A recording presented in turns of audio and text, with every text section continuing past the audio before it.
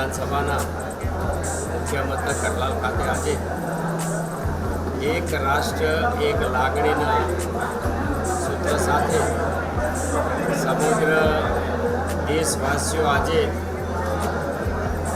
એકી સાથે સેનાના પરાક્રમને બિરદાવે છે, શહીદોની શહાદતને નમન કરે છે અને આજે આખું રાષ્ટ્ર એક લાગણી અને એક ભાવના સાથે રાષ્ટ્રપ્રેમ રાષ્ટ્રભક્તિની ભાવના સાથે આ પરાક્રમી સેનાના પડખે છે. ત્યારે આજનો આ બ્લડ ડોનેશન કેમ્પ એક વિશેષ કેમ્પ છે.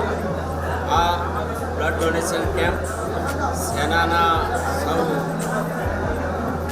શૌર્યવીરો માટે અને સેનાની ત્રણેય પાંખના સૌ સેનાનીઓ માટે સમર્પિત ભાવથી આજે બ્લડ ડોનેશન કેમ્પ કરી રહ્યા છે. ત્યારે વિશેષ એટલા માટે છે કે ખેડા જિલ્લાના મુખ્ય વહીવટી અધિકારી, જિલ્લાના ખૂબ લાગણીશીલ કલેક્ટરે પણ પોતાની લાગણી વ્યક્ત કરવા માટે આજે પોતે અહીંયા બ્લડ ડોનેશન કર્યું છે.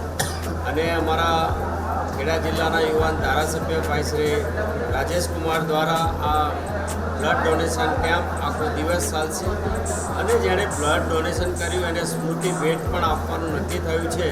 એટલે એક સરસ સ્મૃતિ ભેટ પણ આપવામાં આવશે.